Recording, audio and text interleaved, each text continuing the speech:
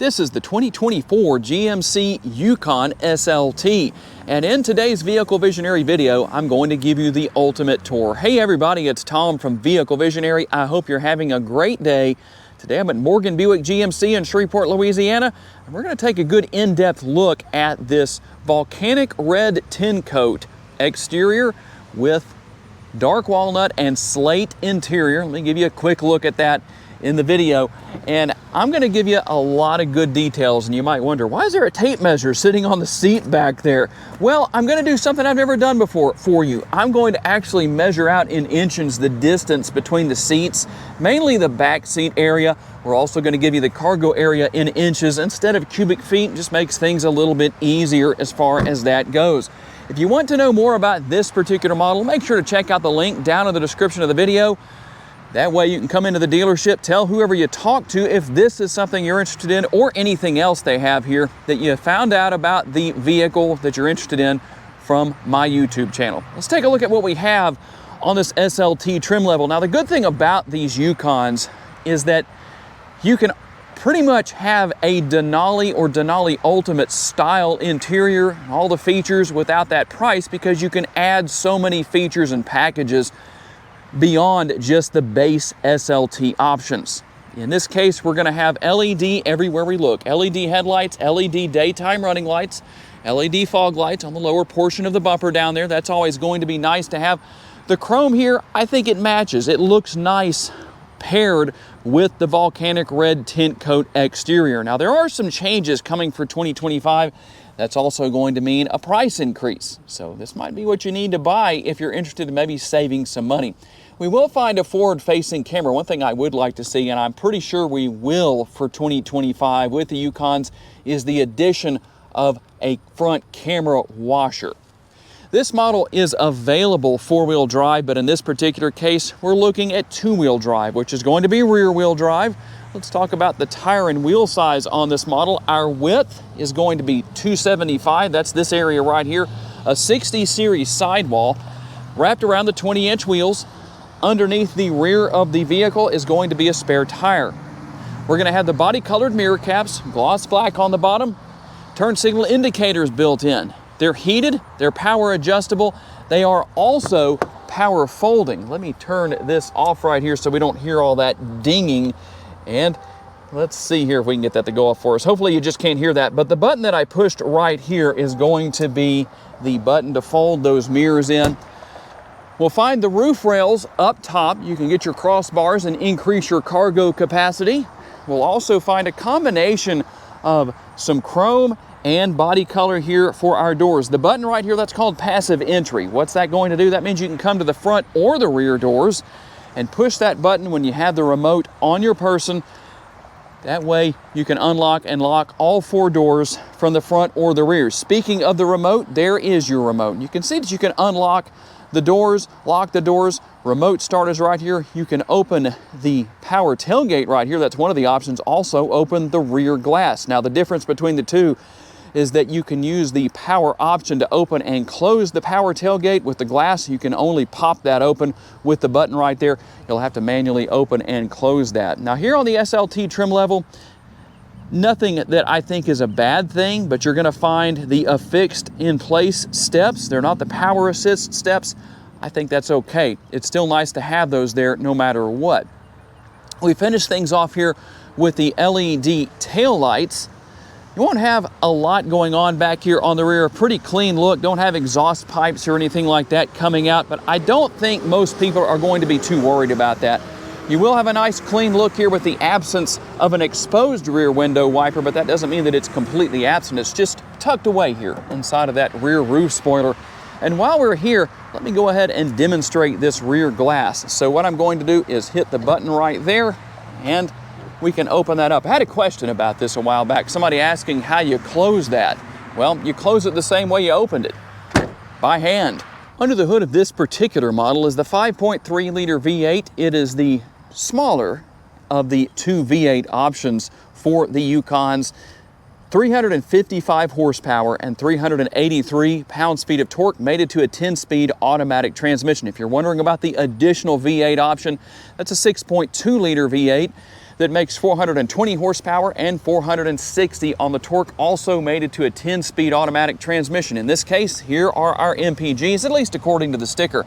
15 city, 20 highway, 17 combined, and 5.9 gallons of gas per every 100 miles driven. And speaking of gas, I always like to try and add something that you don't see in a lot of other car review videos, and that is going to be the gas tank size. In this case, we're looking at 24 gallons. When it comes to towing with your Yukon, the numbers range between 7,500 and 7,900 pounds. Now, I do have something very interesting to show you here. There's a couple of different ways you can open this power tailgate, including a motion sensor right down here. What happens if you kick your foot under there a couple of times and nothing happens? Well, the first thing you don't need to do is rush off to the dealership and pull in the service lane and say, my tailgate isn't opening, my power tailgate isn't opening. Most likely, 99.9% likeliness, the problem is right here. It has to do with this dial. Now, you'll notice that there are 3 different settings there. You have max, 3/4, and off. I intentionally set that to off. So you can see I went ahead and set that to max. So now we should be able to come over here and have it work. Very simple fix, but not unusual. A lot of people might deal with that. Let me make sure I get that right. There we go. That was my fault, not anything to do with the Yukon. And sometimes you might have to do that twice and make sure you actually make sure that your foot is sensed by the sensor. Now you see my tape measure there? I'm going to keep my word to you and give the cargo capacity in inches. The width is going to be 46 inches, 33 inches when we measure the height from the floor to this area of the roof line on the interior, and 21 inches from the shut line back here to the back of the seats. Now, here's what else we can do. We can lower these rear seats down. We can use this power feature right here, make sure that works for us, and bring the seats down. Sometimes those middle seats are a little too far back, and I did want to show you something here. When you lower these middle seats or bring them back up, you have to hold the buttons down until they make it all the way down. When you take your finger off of the buttons, they automatically stop moving. So you have to hold the buttons down until you get the seat to the position where you want it. When we get into the interior, you're going to have 37 inches of height because the roof line does move up just a little bit. It goes up a little bit higher than what it does back here. And then we're looking at from the shut line back here on the door to the back of the seat when it's all the way back, 50 inches, and you'll gain 6 inches if you move the seat all the way forward, as I have over there, to 56 inches. And you can lower the middle seats with the buttons right here, so I'm going to do that. We'll hold that down. They'll both go down all the way. And when we do that, there's going to be a little bit of a variation on distance because you can go by whether or not the front 2 seats are fully forward, fully back, wherever they are. They won't be all the way forward, obviously, but we're looking at 90 inches where everything is set right now. That gives you an idea. And again, we're measuring from the shut line back here to the back of those front seats. And before we end things here in the rear seating area, I did want to point out the addition of the power outlet right here. Nice little addition to have back here in case you need to power something. You have that plug right there, and plenty of tie downs as well to help keep things in place if you do need to tie something down. And let's take a look into the interior with a little bit more detail. We're going to have nice large armrests. I always like to see a flat armrest. Nothing out of the ordinary here, but some vehicles do have an angle at the front, sometimes as much as that high. It's just not as comfortable. At least it doesn't seem like it would be if your arm is long enough to need to have your hand on that area. That's helpful, very useful. Nice materials throughout the upper and the lower door bins. Those are going to be useful. And as we take a look into the interior, a nice large armrest. I always like a completely flat armrest. Some armrests out there in some vehicles have an angle like this, and it just doesn't feel as comfortable if you have to put your hand on that area. At least that's my opinion on it. The upper and the lower door bins definitely help a lot. And as far as seat adjustments go, the seat adjustment or lever on the front is going to adjust the position back and forth. This lever, as you can see, it has ×2 on it. That is going to, you pull on that once, it lowers the seat back down. Pull up on it a second time, the seat gets up and out of the way and makes it easier to gain access to and from the rear seating area. And as far as distance, with the way everything is set right now between the middle seats and the front seats, the back of the front seats, we're looking at 13 inches from right here to right here. Now that's going to again vary depending on where the front seats are set, so that could change a little bit. Over there on the passenger side, we're looking at 7 inches. And with the way everything is set right now, I have the seat here on the left all the way back. That's going to mean 9 inches between the front of the third row and the back of the second row seat. And then we're going to be looking at 13 inches between the two seats right here. A cup holder and a little bit of space behind for snacks and whatever else anybody wants to put right there, as well as a USB option. We're going to find the same thing on both sides. One of my favorite features in these Yukons, especially for your rear seat passengers, is the fact that the air conditioning vents are located in the roof area right there. Instead of being down here, some vehicles have that when they're 2 and 3 row, or should I say 3 row SUVs, not 2 row, but 3 row. And the difference is that the air doesn't have to travel as far to get to the passenger from right there as it does from right here. So they're more likely to be able to take advantage of the temperature that they're looking for, whether it's heat or cool air. And by the way, what do you do if you're stuck in the third row and you don't want to use the pass-through right there to get out of this area? Well, you just push this button twice. Get that button on a second push there, there we go, and the seat gets up and out of the way. A quick look at the panoramic sunroof. Nothing new, but it is here, so I might as well show it to you. That front portion up there over the front seats will tilt and slide open, and you do have your shade right here that can be drawn forward when needed. Now, one thing I would like to see change for 2025, I don't think it's going to happen, but it has to do with the adjustability of these armrests. They're either up or they're down. There's no in between. You can't adjust them. So if that's too low for you, well, you just can't do anything about it. It would be nice to see something built in where you could adjust that. I know that's probably more challenging than I would realize because I'm not an engineer. I don't design these things, but it's just something I noticed as far as the functionality goes. Cup holders right here built into the rear of the center console. And just like what we saw in the rear seat area with the second row area, we're going to have the air conditioning vents built into the roof right here. That's very helpful. And while you have the assist steps on the side of the Yukon, you also have the handle right here to assist with getting in and out. Just makes it a little bit easier. We also have the adjustability here for our third zone of climate control, dual in the front, single in the rear, and also heated seats. Now, it would be nice to see ventilated seats back here as well, but it's just the way it is in this case. And we've got some USB connectivity, these two right here, as well as another household power outlet. And while I give you a brief look at the driver's side door earlier, we were mainly focusing on the fact that you can push this button to fold your power folding side view mirrors or unfold those. You can see everything else that's here as far as your different controls for windows and locks and all that stuff. 2 different settings for seat memory right there. That's going to be helpful. Power seats for the driver and the passenger that are both heated and ventilated.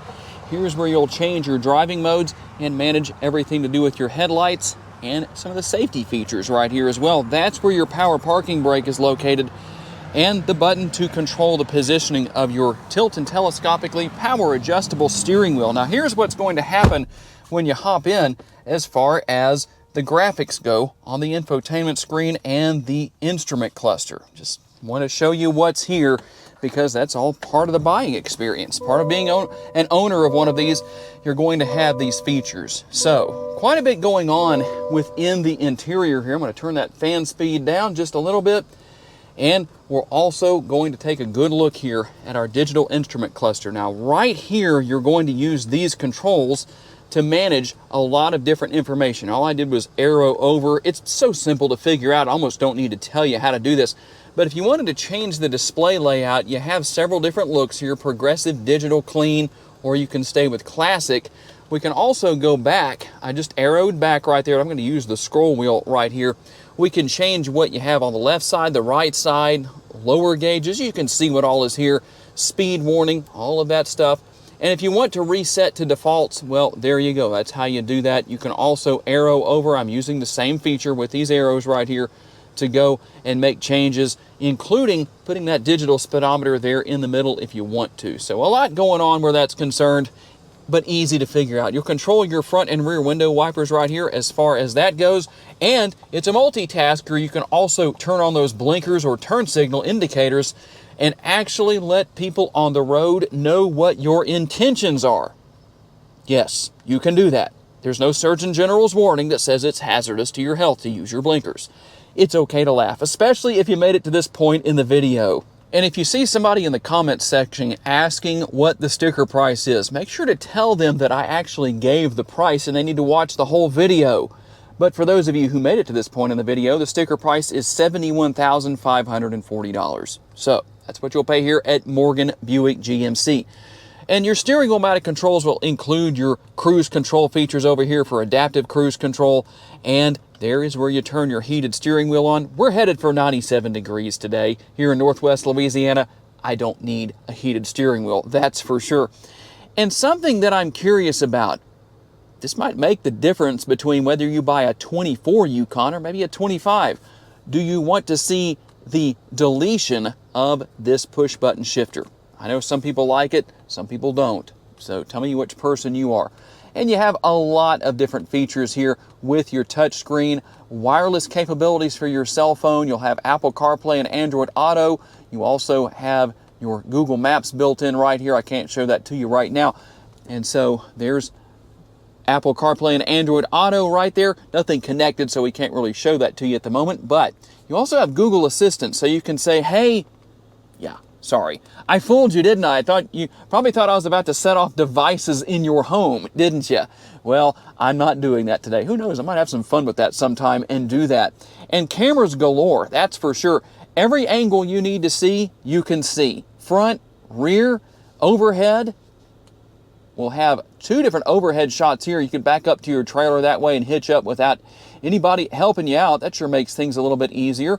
And if you're pulling into a car wash or wherever you're pulling into and you need to see what's in front of you, where you need to line up, that kind of thing, because you do have a fairly squared off front end. So yeah, it can be a little challenging until you get used to the vehicle. Then I don't think you'll need that, depending on what you're coming from. Side view mirror cameras. I told you, there are literally cameras everywhere. I mean, everywhere. So that makes life very, very easy. And you can go into your vehicle settings, or all kinds of settings right here actually, and see what's going on, make changes, updates, all that good stuff is here. Now under vehicle, I do want to show you something very important, collision detection systems. If you want to know what kind of safety features you have here, well, you can see there you can go in and change your alert type, automatic emergency braking, front pedestrian braking, adaptive cruise go notifier, and you can turn that on and off, as well as lane change alert. Park assist tow bar is right there, rear cross traffic alert, and rear pedestrian alert. So there's what we have there. You can go in and make so many different changes to the vehicle depending on what you need to do. So you can turn buckle to drive on or off. I do encourage you to use your seatbelt when you drive, but if you're just cruising around in a parking lot, changing spaces, something like that, it's very annoying to have to put your seatbelt on every time you do that. That's why I turn that off when I'm driving around on the lot here. I don't do that when I'm driving on the road. I always wear my seatbelt, but you can see what else is here. Pretty easy to see, pretty easy to deal with. And let me look at the upper console with you here real quick. We took a look earlier, but you can see what else is here as far as your features and functionality go. But one thing you won't see up here, and there's a specific reason why I did this, is a sunglass holder. That doesn't mean there isn't one here. It's just right here. That's what that is. And so you have to actually push on that little button right there to open and close that. So don't try to force that. You'll probably break it. Don't want to do that. But that's where that is. There's your button to turn on your hazard lights, everything to control the radio here and here. You can also go home if you need to by just pushing that button. And remember, I told you have dual zone climate control in the front. Here that is.